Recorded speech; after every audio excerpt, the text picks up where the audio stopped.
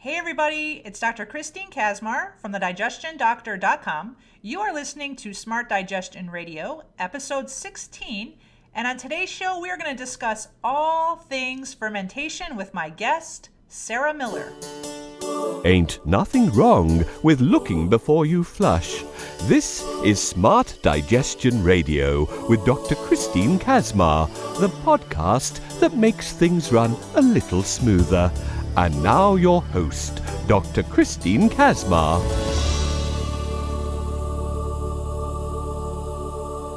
All right, so my next guest today is an expert in fermentation, and I am so excited to have her on the show. Her name is Sarah Miller, and I'm just going to get right to her and bring her on. So Sarah, welcome to Smart Digestion Radio. Thank you, Christine. It's a pleasure to be here. Thank you for coming. And so I found you on a Facebook group that you're heading over there, all about fermentation. So how about you just tell us how you got into fermentation? Give us a little bit of your backstory, what interested you in this topic. I got into fermentation because I spent some time living in Japan, and while I was there, I got to eat Korean food and Japanese pickles too, but I really, really love kimchi. And when I moved back to the United States, I found that it was kind of hard to find and not quite traditional when I bought it at the supermarket, and also quite expensive. So I decided to learn how to make my own kimchi. And I've always loved kind of a sour pickle flavor to things. When I was a kid, I liked to eat peanut butter sandwiches with slices of dill pickle in them. I've never heard that one. Yeah. So I was naturally drawn to things like sauerkraut and pickles. So after I made my own kimchi, when I found out that sauerkraut was a similar process and that sour pickles were a similar process, I branched out and started making those things too. And I was surprised and delighted to find out how easy it is to do at home and how many wonderful flavors you can create. And that it's a real outlet for creativity, combining different kinds of spices and flavors and trying new things. Yeah. So that's been really wonderful for me. So tell us, what brought you to Japan? When I was in college, we had some Japanese exchange students, and I worked part-time as like an English coach with them, just helping them practice their English conversation. And that's how I heard about teaching English overseas. So I went there to be a teacher. And what exactly is involved, or what's included in kimchi for those that aren't aware? Kimchi is made with Napa cabbage and Korean chili powder, and it usually has garlic and ginger and scallions in it. And there's often fish sauce added to it to give it a rich umami flavor. So how the heck are you over in Japan eating Korean style food? What's that association? Well, there are Koreans in Japan, and Korean food's very popular there. Kind of like how Mexican food's popular here because we're so close to Mexico. Yeah. Korean food's popular in Japan. I had no idea. I've yet to go to that country. All right, very good. So, once you started doing the kimchi and all of that, was it perfect on the first try, or how long did it take before you felt like you were eating cuisine that was similar to Japan? Kimchi, I think it took me a few batches just because I didn't really understand at that time what fermentation was, and I didn't know what was going on in there or what made it change. It wasn't really until I started making sauerkraut and got the book Wild Fermentation, that's when I had my aha moment, like there's a process going on in there that we know and understand that's definite, and it happens the same way every time. And when I started making sauerkraut, I understood what was happening, and that's when the quality of my ferments really improved. Yeah, it's kind of like you had an aha moment for sure. So tell us a little of the history of fermentation in general, like way back when, like some of the cultures that used it. Give us a little insight on that. Well, as far as we know, pretty much every culture in the world does have some traditional fermented foods. Alcohol is the oldest ferment, with mead being the oldest one, simply because anytime water gets into honey, it naturally ferments into mead and forms alcohol. So definitely mead was first, followed by wine, and then sourdough and beer. But as far as fermented vegetables, what we know is that workers on the Great Wall of China packed some cabbages into crocks with salt And when they opened later, they found that they were bubbly and tangy. And that was the first time anybody made sauerkraut. So that was maybe, I'm not sure when the Great Wall of China was built, but well over 1,000 years ago, maybe 3,000 years ago. So they started making it deliberately after that accidental discovery. And that's how vegetable fermentation sort of spread across the world. That is so fantastic. So the Asians primarily, would you say, were the ones that started it? As far as sauerkraut and vegetable fermentation, yes, it seems to have sort of branched out from Asia. But alcohol fermentation kind of spontaneously emerged all over in cultures all over the world. And you talked about mead. Is that spelled M-E-A-D or M-E-E-D? M-E-A-D. Mead is wine made with honey. Wine made with honey. And does that have a specific culture that it dates back to? Well, honeybees are from Asia and spread into Europe, so mead is definitely Eurasian. In the New World, as far as North and South America, there weren't any honeybees here until the European settlers came, so they had other kinds of alcohol.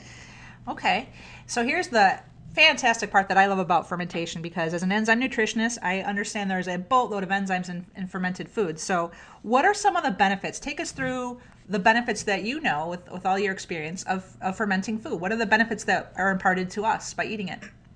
Well, it tastes good. That's the number one benefit as far as I'm concerned. Sure. It makes wonderful complex flavors, and when you consider that, people didn't necessarily have access to spices and sugar throughout history, these kinds of fermented foods really brightened the flavors of the dishes they were eating every day. So that's why they're so beloved in cultures all over the world. Another benefit is preservation. Fresh vegetables, obviously, even if you put them in your refrigerator, are only going to last for a couple weeks. But if you ferment them, they will last for months, kept in your refrigerator, not necessarily out on the counter. Okay. Fermented foods do have beneficial bacteria, what these days we call probiotics. These are bacteria that aid our digestive and our immune system. When you ferment foods, all of the vitamins are retained because you're not heating them. And additionally, some vitamins are increased, like B vitamins in certain ferments are increased, and vitamin C is increased in sauerkraut. They are an excellent digestive aid. The lactic acid stimulates digestion immediately in our mouth, because your mouth and the saliva that you create when you're chewing your food is really the first step in digestion. So they stimulate that process beginning with the first bite. But they also have all the enzymes in the food are intact, but they are creating enzymes additionally. So they really work as a digestive aid when you pair raw fermented foods with your meal. Additionally, they work as an immune system booster. Some of them can colonize our bowels. Some of them help just on the way through. But another way they seem to help is that, there's an idea that autoimmunity exists because our immune system isn't being challenged enough, that it sort of gets bored and for lack of use doesn't quite understand how it's supposed to behave and function, and that by eating foods that are rich in live bacteria, you're kind of giving your immune system something to do. Like, it has a chance to say, these guys are good, those guys are bad, these guys are good, those guys are bad. So you're sort of, I guess I would say you're exercising it. You're keeping it on its toes, and it seems to give your immune system a boost. I love that. And especially too, Sarah, because we're eating so much dead, processed, refined garbage that eating something that's so beautifully alive as fermented food is it's just like a tank for the entire digestive system. It just perks it right up, I bet. Yes. So what are some of the common misconceptions of fermenting? Because clearly you laid out the benefits beautifully. What are some of the misconceptions? Like, can I die if I make something wrong? I mean, what do you hear a lot? I think what I hear from new people is they're worried that if they do it wrong, they're going to make people sick. And this idea seems to come from canning, because when you're canning, if you don't follow recipes exactly, you can in fact breed botulism and, poison your family. Yeah, that's not good. But fermentation is not like canning, Okay. because fermentation creates acid, and foodborne pathogens such as botulinum and listeria and E. coli, they can't tolerate an acidic environment. So there's really no danger of poisoning your family or making yourself sick with fermentation. As long as the food turns sour, you know it's safe. And if for some reason it didn't sour and it rotted instead, that would be very apparent. Like, there's no mistaking rotten food. Okay. What is another misconception? Is there another one, or is that pretty much the only one? Because that's what I would think most people would wonder if they're going to hurt someone. That's really the main one. Some things that come up are people wonder, can I eat too much of it? I would say, traditionally these foods are eaten more as a condiment. You're having a little bit with each meal. So I wouldn't say sit down to an enormous bowl of sauerkraut. Like, you could definitely feel some side effects from that, but you're probably not going to, something that strongly flavored, you're probably not going to eat too much of it. Okay, I'm super excited to get started now. I'm listening. I'm hearing what you're saying. I feel a little relaxed because I'm not going to kill my family. What do I need as a beginner in terms of equipment to start fermenting some food? Let's say I want to start with kimchi. What do I need to buy to start doing this, other than the produce? Other than the produce, you need a jar or a crock, but most people just start with jars because that's what we have at home. And you need salt, and you need something to put on top of the vegetables in the jar to keep them submerged below the brine that they create or that you add. And so usually people use something like a smaller jar that fits inside a larger jar. Okay. Or a shot glass, or even a boiled clean rock, or a baggie of water can sit on the top. So that's really all you need. Probably you have everything you need at your home already. I think most people do. So in other words, you're getting a jar, but you're not putting any kind of lid on it, right? You can use a lid. I would say don't screw it on very tight, because fermentation creates carbon dioxide. And if there's no way for that to escape, then, the jar could break. Okay. That's not very common, but... Okay. So I want to make my kimchi. I'm going to get the things you mentioned before, which are, again, it's Napa cabbage, salt, water, garlic, you said. What else do I need for kimchi? Korean chili flakes. Okay. Which are very, they have a mild flavor. They're not like the chili flakes we use because they don't have the seeds in them. Okay. And so what are the quantities? So, like, is a mason jar a good starting step if I want to make just a little bit, or do I need something larger in terms of the jar? A mason jar is great. For a quart-sized mason jar, I recommend using a wide-mouth one because it's easier to fit your hand inside. Okay. A 1 quart mason jar is a great way to start, or an old dill pickle jar, anything you have. And how much water and salt and cabbage? Take me through the exact ingredients that are going in that quart mason jar. Okay, so to make kimchi, you would buy approximately a 2-pound Napa cabbage. Okay. And rinse it, and if there's any scrappy leaves on the outside, take those off. And slice it down the center lengthwise. And then sprinkle it liberally all over with salt. Like, you could use about a 1/4 cup of salt because you're not going to eat all of this salt. Okay. And then set it in a large bowl and put a plate on top of it and something heavy like a can of tomatoes on the plate. And then let it sit for a few hours. And that cabbage is going to wilt, and a lot of juice is going to come out, and it's going to get soft. And then you rinse the salt off and squeeze it out so that it's not watery. And then you slice those halves lengthwise into quarters and then cut across into 2-inch pieces. Okay. And then you make a paste with the chili flakes and the chopped ginger and the chopped garlic and the diced scallions and the fish sauce and a little bit of water. And you mix that paste with your chopped cabbage, and then you pack it into the jar, using your hands to pound it down as you go.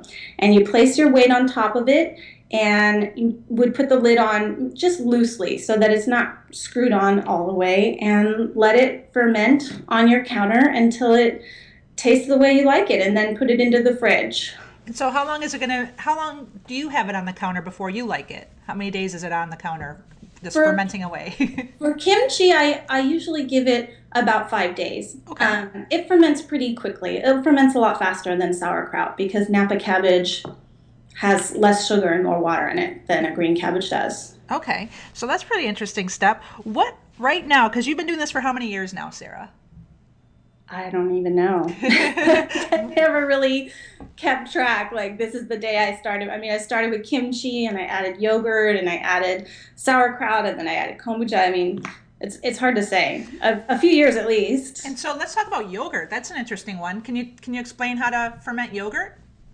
Yogurt is very simple, except that you have to keep it warm because it's kind of finicky about the temperature. So you pour milk into a pan. Is it 2% whole milk? What percent fat? You can use any kind of milk you like. I always recommend whole milk. I think that offers the best nutrition for us, and a lot of the good vitamins in milk are fat soluble. So when you skim the fat off, you're not getting as much of, say, vitamin A and vitamin D. So my preference is for whole milk, and it makes the best taste in yogurt. So you would heat the milk slowly to 180 degrees, and then let it cool down to 110 degrees.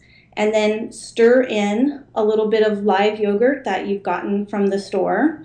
Like any brand of plain yogurt that says it has live cultures will work. Okay. The amount you use is just 1 tablespoon per quart of milk. And then you have to keep the milk at about 105, 110 degrees for anywhere from 6 hours to 12 hours while it incubates. The easiest way I've found to do that, if you don't buy a yogurt incubator, there's a lot of yogurt incubators that you can buy that are pretty inexpensive. But if you have a heating pad, you can heat the milk in an enameled cast iron pan, like a Dutch oven, and set it on the heating pad, and then wrap a thick towel over the top and hold that in place with a bungee cord. That'll work to incubate your yogurt. Oh, what a little cuddly experiment, right? It's like giving it all that nice warm love. I love it. Now, do you add any kind of like raspberry or blueberry to your yogurt, or is this you wouldn't do that with this? Right, not while it's incubating. Fruit you would add stir in later. And then how long does the yogurt you make yourself last in the fridge? Oh, it's good for a couple weeks probably. Okay. So we've covered kimchi, we've covered yogurt. What's another one or two of your personal favorite things to ferment, Sarah? I like making dilly carrots. Oh. That's simply carrot sticks that you stack vertically, so they're on end in a jar.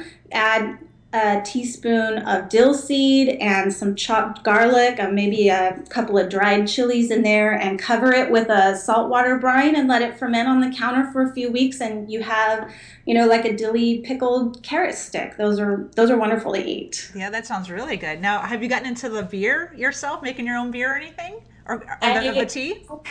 Beer requires some special equipment. I haven't started making beer yet. I have made some mead and country wine, though. Oh, how did that turn out?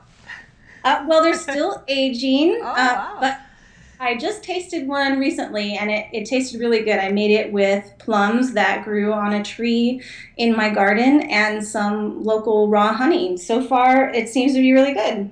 And tell everybody listening, where are you from? You're from the West Coast, the Pacific area, right? Yes, I live in a suburb of Portland, Oregon. Oh, how nice. That's beautiful country. I've been there.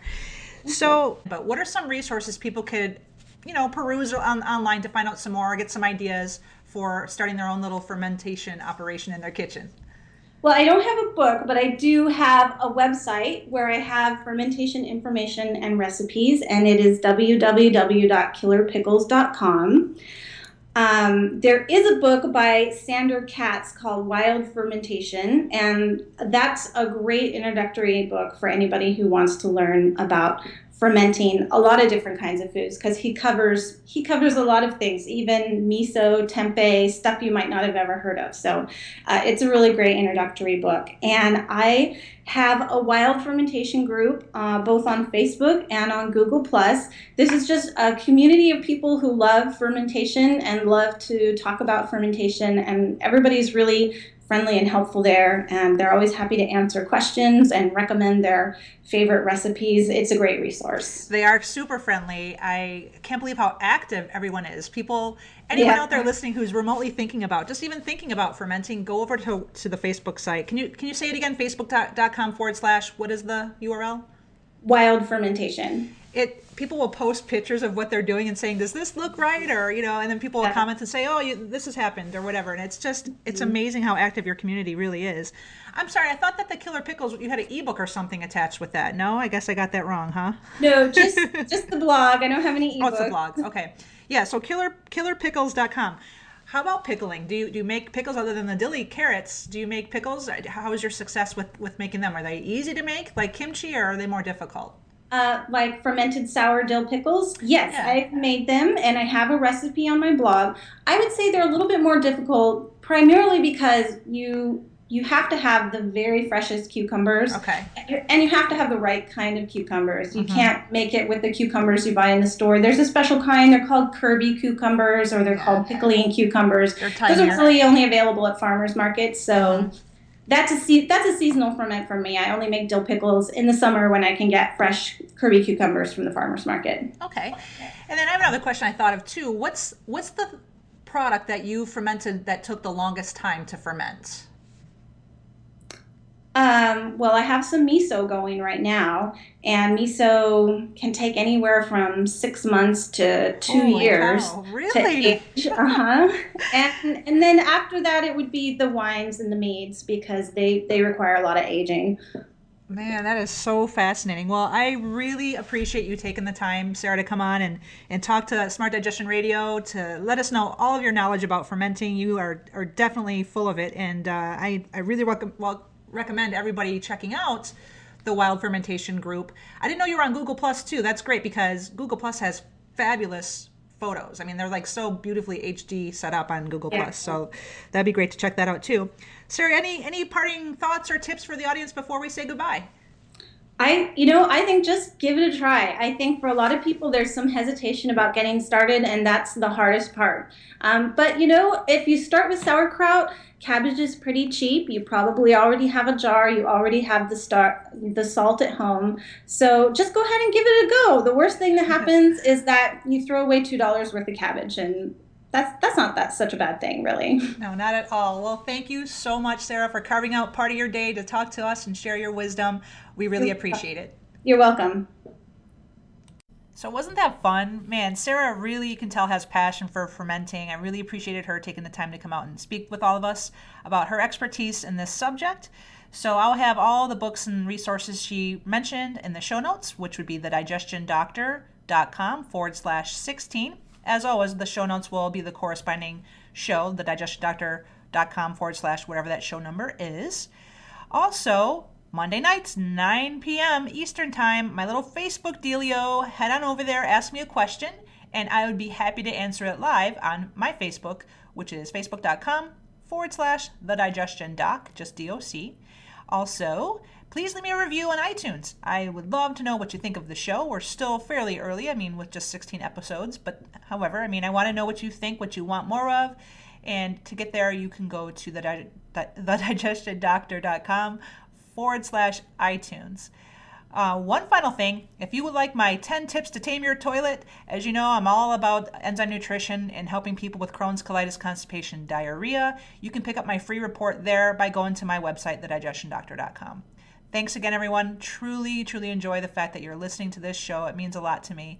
Until we see each other next time. Thank you for listening to Smart Digestion Radio with Dr. Christine Kaczmar. Have the most beautiful day.